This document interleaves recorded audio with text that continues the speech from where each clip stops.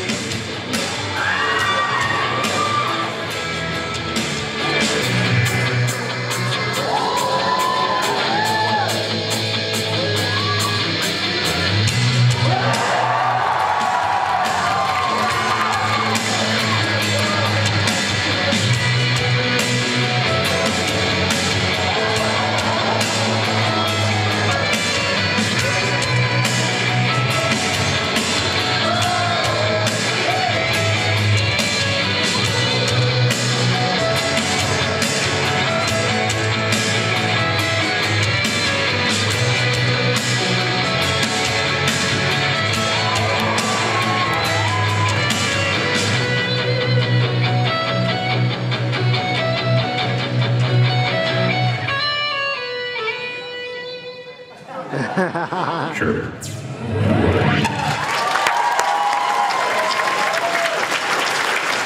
do you guys think?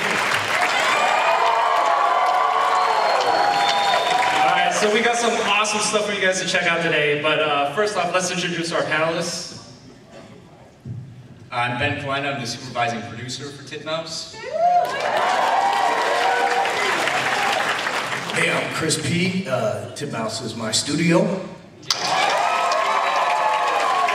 My name is Jim Mahfood. I'm an artist, and we're going to show Disco Destroyer, first episode of my new show. I'm Juno Lee, and I am an animation director at Titmouse. So, Chris, you got some updates for us? What you guys have been working on?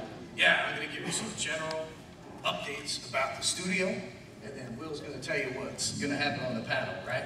Okay, cool. So, first of all, Scott Mosier, who's supposed to be here on the panel, is busy in Dallas. He's working on this animated movie, and he could not make it, so he's sorry if anyone came here to see him. You are effed. So, but Jim's here, and that's the thing. I'm here representing. Yeah, exactly. So you know. Yeah, I don't think we're allowed to say it. But anyway, whatever. Things that we are working on that you can expect to see. Metalocalypse, feature-length rock album. Venture Brothers Season 6.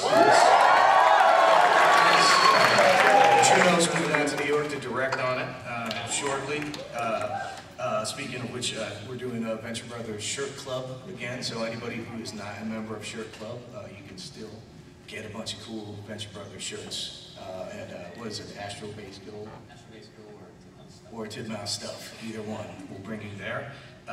Randy Cunningham, we're working on second season of that.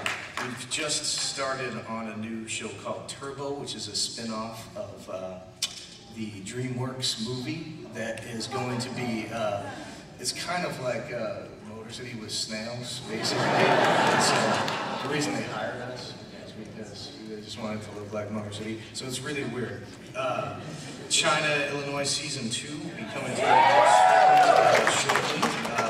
We have a new show coming on Adult Swim called King Star King, which is really bizarre. It's kind of like the most bizarre parody of coming up, like kind of Masters of the Universe, I'd say. You know, it's kind of like a Masters of the Universe thing. Super Jail Season 4.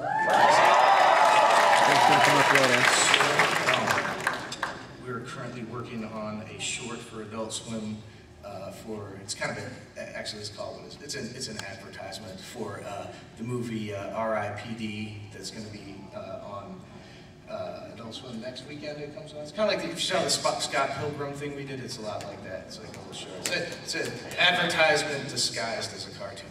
So there's that coming. We're doing any fans of Invader Zim? Johnny the Homicidal Maniac. We're doing a Squee short with John. It's going to be available on iTunes probably a year or so from now. Sorry, it's going to take a long time to make, but you can go on iTunes and buy some of our other shorts. Pinched is going to be up, or is up next week. Pinched will be up in 1 month. Pinched will be up in 1 month. That was That's how long it takes to get stuff on iTunes. So anyway, also, what else? Yeah, and The Hidden Life of the Burrowing Owl, currently available on iTunes, is, if you like shorts, animation. And Rugburn is a YouTube channel experiment we're doing, and you can check out our newest series, San Giorno Must Die, every Wednesday, and the creator is out here. Jim Lujan, right there.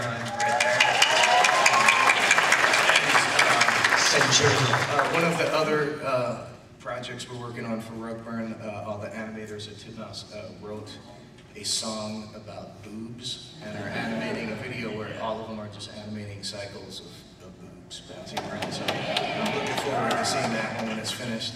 I'm sure you are too. We're also entering the video game space. We'll have some cool announcements about that soon. Will likely involve cars and robots. So, anyways, back to Willie. So, what we're going to do is we're going to show you a couple things. Recently, we did a Marvel MMO commercial. Have you guys seen it? Anybody? All right. Well, this will be the first time. Imagine it like it never happened. And then the next thing we'll show is Jim Mahfood's Disco Destroyer. So, it's exclusive. Yeah, exclusive. And then we'll do a Q&A session, and then we'll get into the cosplay contest. So I am Uatu, the Watcher. I have been charged with observing your world since before humanity reigned as the dominant species. I have watched your greatest explorers become your greatest heroes.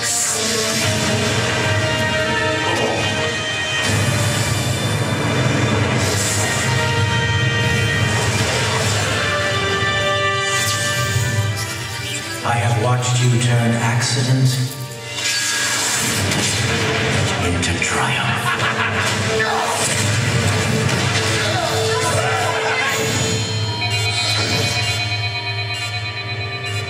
I have watched selfless acts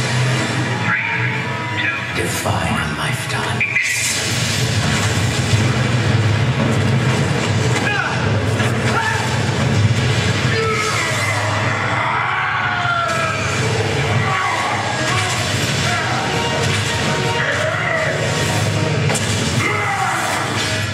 I have seen the flash of genius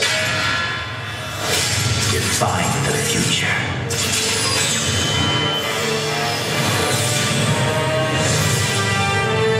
I have watched legends born.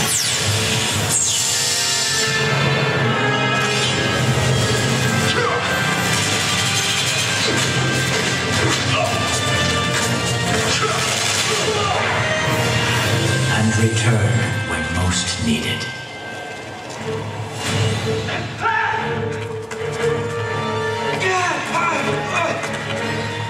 I have watched adversity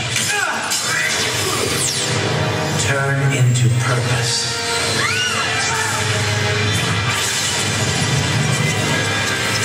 Over and over again, I have watched all of this and so much more, because that is the task bequeathed to me by the universe.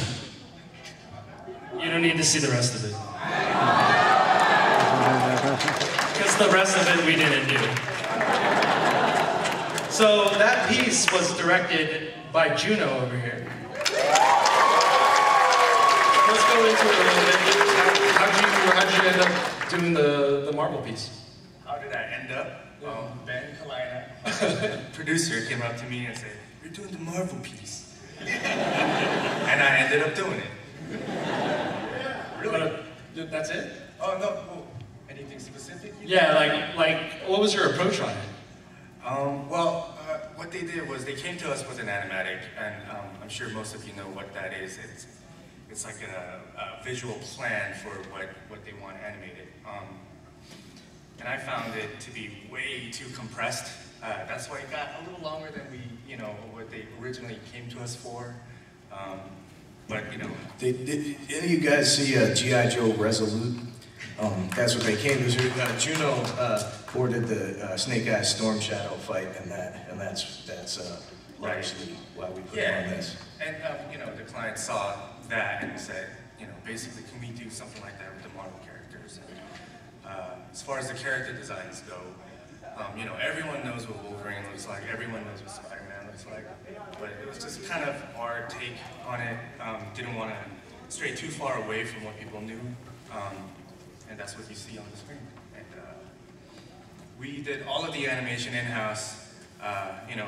You all know who Ben Lee is, right? Like he was, yeah. He did all the awesome Hulk smashing stuff. Sungjin did all the Spider-Man.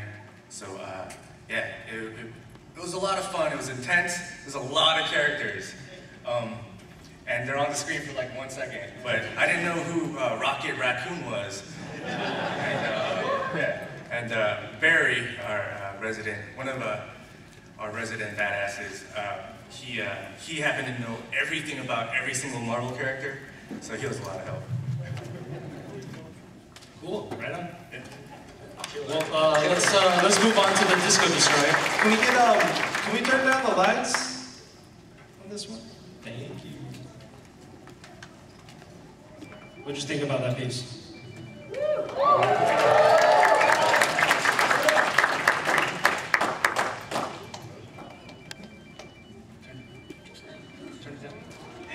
There you go. Oh, nice.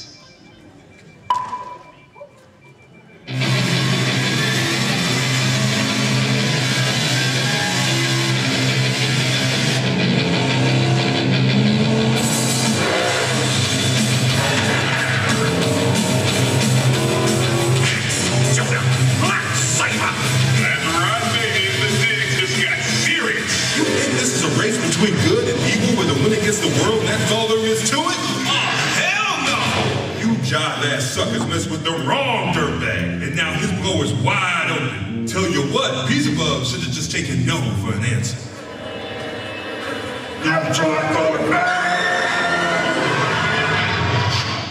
Why don't you just fuck right off? But that ain't your style, is it, Beelzebub? You wanted Judah Freeman, the baddest of the bad, to drive for you. And when he told you to fuck right off, you got your disco zombie to bone jacker. 100 bullet holes to kill him dead. All part of the ritual. Then an evil 8-track embedded in his chest. Popping in their own brand of hypnodrome, ass clown music. Turn them into a bona fide demon and Satan's cruel organization. Oh, the white man's wicked slave ran. Suck on this, Disco Race Story, crackhead!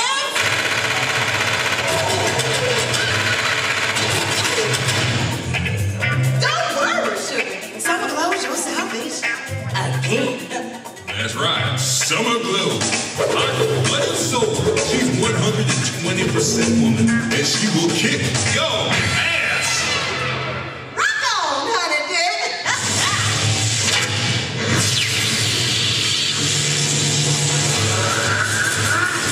But that was just the beginning. The angels wanted in on the action too. They figured Judah Freeman had seen the everlasting light and was ready to drive as their savior. Enter Be Good. The heavenly host sings your name, Freeman. The clean machine is yours. Why don't you just fuck right off too? Nope.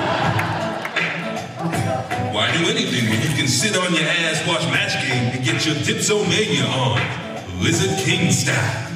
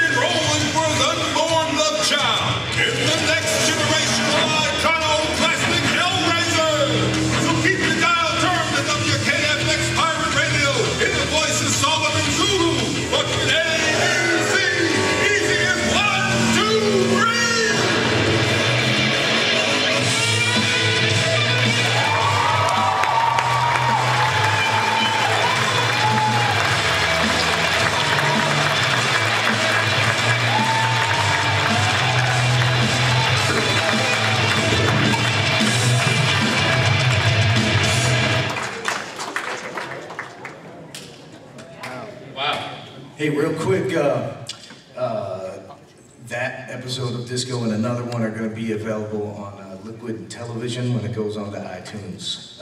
So that's where you will be able to see this, as well as possibly other places. True. True, Crispy. So the creators here, Jim Mafu. Excuse me.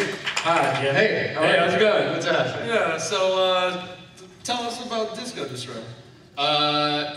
So as you can see, some pretty crazy shit. I came up with this concept of a guy who has an 8-track player in his chest, and basically got my buddies Scott Mosier, who produced all of Kevin Smith's movies, and Joe Casey, who's one of the creators of Ben 10, famous comic book writer guy. We collaborated on developing the concept and writing it and kind of creating this universe, and we shopped it around to every studio, and everyone was like, this is too weird, this is weird. And then, of course, we talked to the Titmouse guys, and they were like, this is exactly what we do. So, you know, it was just a really great collaborative process. This is like my first animated thing that I've seen actually happen. I've had optioning deals at like every studio over the last 10 years, and this is the actually first time I've seen my stuff move. It's extremely thrilling, and everyone at Titmouse just completely murdered it. I mean, I was shocked at how good it came out. I thought it was going to be hopefully decent, and then, you know, I got shots of like girls spinning down stripper poles and stuff, and I was like, this is fucking amazing. So, yeah, hopefully we get to do more, and I'm just really thrilled and excited to be working with these guys. I mean, their main thing is like being artistically friendly and being, you know, the creator's voice, the creator's vision sort of comes first, and that's super rare in like the, you know, ultra corporate studio world we live in now. So I felt completely at home with these dudes, and thanks, dudes. Well, thank you. Jim, you did most of those layouts, right? Yes. Like, and how much of it did you do? A lot. I did a lot of the, I did most of the drawings, most of the shots, and then everything that was actually animated was done by genius guys at Titmouse. Like, for example, the shot of Summer going down the stripper pole was done by Jeremy, I always forget his last name. Holgard. He's brilliant. And, you know, so it was a collaborative process, but for it to look like my style, I sort of felt like I needed to do a lot, and then I realized that I bit off sort of more than I could chew, but, you know. Titmouse came in and kind of saved my ass and helped with like the cars and backgrounds, and it's an incredible collaborative process. I'm used to doing comic books and illustration where it's just me in a room writing, penciling, inking, doing the stuff, and then it comes out. So this was a whole other thing for me, but what better guys to like collaborate with on a first time, you know, effort, man. Sweet. Even the music, like, you know, Steve, the Titmouse music guy did. Actually, the guy did most of the music. The original music for Disco is the guy that did music for Motor City. Yeah. So. And he's brilliant. We went to his studio in the Valley, and they were just like in the, you know, in the booth laying down guitar riffs and stuff while the footage was playing. And, you know, I'm watching this, hearing this, and having my mind completely blown. It's like super surreal to have something you write come to life, you know, so. Thanks again, guys. I can't say thank you.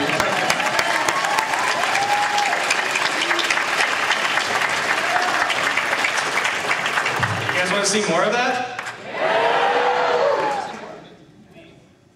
Oh, all right. Oh, weren't you going to show that Under Motor City episode? No, we're lying. We're lying.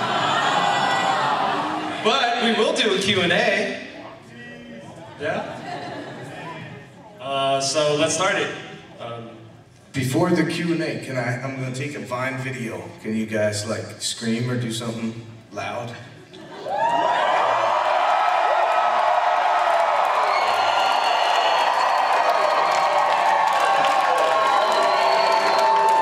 All right, it's going up.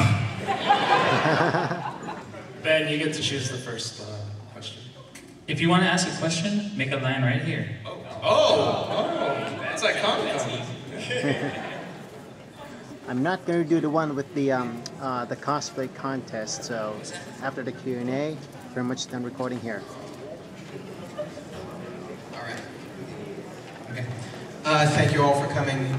Jim Mahfood, you're a wonderful revolutionary artist, and your short looked awesome. I have a Randy. You're welcome. I have a Randy Cunningham question. When all the characters say Bruce, is that Bruce is in Bruce Campbell? And how did you guys get away with saying ninja tripping balls on Disney? I believe it's actually a reference to Bruce Lee, but I guess as long as you're not literally saying something about illegal stuff, you're good. I think it was because it was done for Europe originally. Europe has much easier standards for TV. How's it going, guys? Hey. You guys are awesome. What's going on, man? I recognize you. Yeah, I'm over.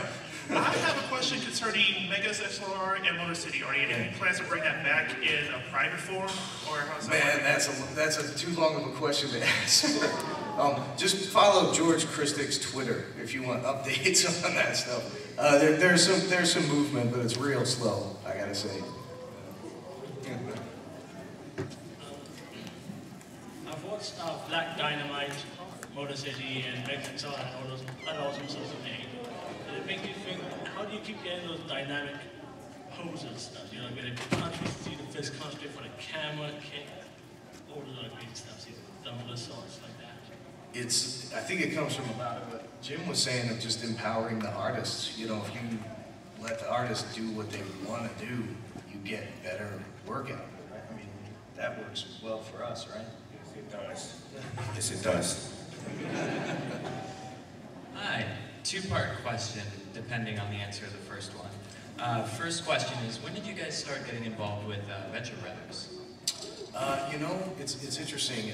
I've known the creators of Venture Brothers since we went to school together. We were in the same scene back in New York, and because we were out in LA, we didn't end up working on the first 4 seasons, basically, and then the studio that they were using kind of shut down, and they needed a place, and they were like, hey, would you open up in New York? And we were going to do Super Jail as well, so we opened up a studio in New York. So we did, Juno actually directed the Jacket special, and then we just did the 5th season, and we're starting work on the 6th season. So I guess somewhere between the 4th and 5th season, but we were kind of tertiarily involved the whole time.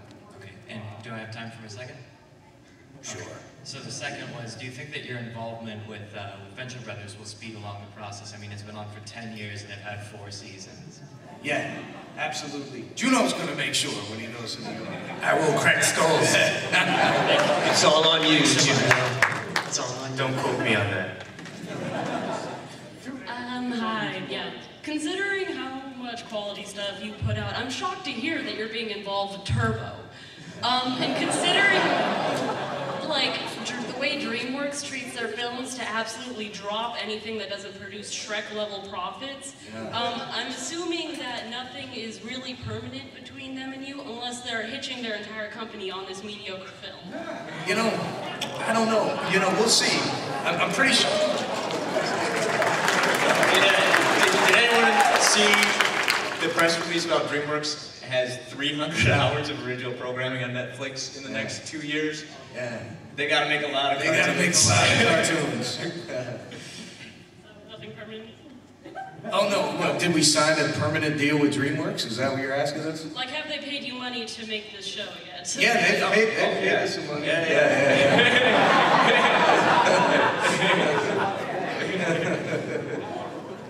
Hi, you guys are badass. You mentioned a video game earlier. Is that going to be like a Steam game, or you know, there's different avenues that we're exploring. Steam may be part of the picture at some point, but yeah. Sorry to be so vague. Thank you. Thank you. Hi guys, I really loved that Disco Destroyer short. That was awesome. Thank you. Since we are here at the Anime Con, I have to wonder just a little bit. Had you seen the film Redline? Oh yeah, we know all about Redline. I haven't. Oh really? Yeah, we were working with those guys back at the inception. Moriyama-san actually asked myself and Jody Schaefer, who's one of the creators of Megas XLR, to do character layouts on it. Yeah. Originally because they, at the time, couldn't find enough people who could draw in quick A's, like so-called Western style. Right. Back then that was considered really Western. So yeah, I've been involved with that and them. That's awesome. Often. Yeah. There's visual similarity between the two, I think, in like the best possible way. Right on. Cool. Thank you. Anybody heard that? Thank you very much for being here, guys. What have been the advantages and disadvantages of producing content for the web with Rugburn, and how has that experiment been going? You know, the disadvantages is nobody's paying for any of it, so we're trying to be as scrappy as possible and, you know, just figure out how to possibly make some cartoons for the least amount of money. But the cool thing is there's no bosses. You pretty much do whatever you want, so that's cool.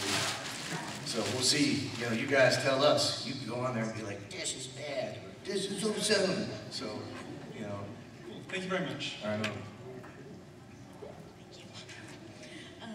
You guys awesome, and if you guys had the chance, would you make a nitty-gritty version of Motor City? Yeah, we'd love to. With what company, if I ask? Like, what would be your dream company to work on Motor City with? No company would be awesome.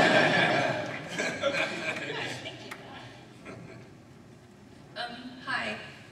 That was amazing, Disco Destroyer. And I was obviously a fan of Metapocalypse throughout once it hit Adult Swim. So with all this music accompanying your songs, how has that affected your music taste? I don't know. You want to take this one, Juno? I'm trying to understand this. Okay, Music taste, has all the music in the shows affected your taste in music?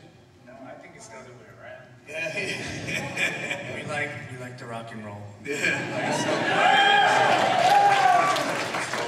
I think we try to shoehorn that into it. Yeah, we got Disney to put a lot of speed metal in. I have a question for Juno. Just being an animation director, as I get older, I want to go into animation. What's the hardest part of your job entirely? Just at the studio every day, what's the hardest part about that? Hardest part would be being at the studio every day.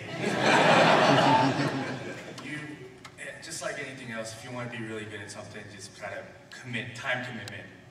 Time commitment, you just have to love doing it. There's no other way around it. Okay. Howdy. Crispy, I like your shirt. Same shirt. I have two questions. One of them anyways, I was going to ask if I could later after the panel drop off a crappy-ass drawing I did and maybe get some signatures from you guys. Oh, yeah. Okay, and then, second question, of all the projects you guys have ever done, what's your favorite? Oof, favorite, that's tough. Man, I don't know, you got a favorite? Motor City. Man, I don't know. You say. I was going to say Motor City, but the favorite thing that they did, I wasn't at the studio for this, but Screw-On Head was... Oh yeah, that was really fun to work on too. Yeah. Black Dynamite Pilot was... Black Dynamite Pilot was great. Juno directed the Black Dynamite Pilot. Yeah, Juno did a lot of the designs for the main characters. Juno designed the main characters for Black Dynamite. Good evening. What exactly was the reason for the cancellation of Motor City? You know, I mean, Disney's, it's a big company, they take a lot of paths, and really, I think the biggest thing, the reason Tron, Motor City, and all their action pilots got kind of shelved was their acquisition of Marvel and Star Wars. Basically, they got two big properties to service, so, you know, it's cool, they gotta do what they gotta do. We got to make 20 episodes. That's better than 0. 21. Oh, and then... Hello. Sort of related to the question, how was your experience with Disney, working along with Motor City? You know, it's fun. I feel like we were really under the radar. They didn't, you know, I mean, the scripts and stuff had to go through the process of like a kid's show. But once that happened, especially as it went along, it really kind of let us do whatever we wanted. I think they were busy on fancier stuff. Were there any negatives to that, or? Not really. I mean, you know, it's like everything's a job. When you sell your show to somebody, you can't make it exactly the way you want it. But I think they were as good as any network is to work with. Right? I don't know. What were the negatives, Juno? Of working with Disney. You know what? Don't answer that. Can I answer things in a way that you? You know what? We're still doing stuff for them. So yeah, we're still doing. We're making a Randy season 2. I sold another show to Disney. That's a new one. That'll be. We'll see how long it takes to make. Thank you. Last question. Hi. So for clarification, you're doing the Marvel project? For my first question, I'm sorry. Oh, the Marvel, that's cinematic/commercial for Marvel Heroes, which just came out, so... Oh, okay, so it's not yours? No. Okay, No. so I was expecting, because you guys do a lot of funny stuff, and I was expecting, like, what happens when all these heroes are put into the same room? You should pitch that show. Yeah. Well, you can play the video game and you can make fun of stuff. Thank you. Alright, so who wants to win these Venture Brothers drawings? That's it for the panel. So you want to ask? Right, sorry, I guess that's the end of the questions, guys. Yeah. Oh, okay. So are we making the cosplay folks go over there? Yeah. Okay, so everybody who wants to see if they can win a Venture Brothers original piece of art based upon their cosplay, just come up in front of the stage here. So I'll be out of here. Titmouse hope you guys enjoyed that. cosplay, Thanks for watching. Anything, characters of shows we do or have done.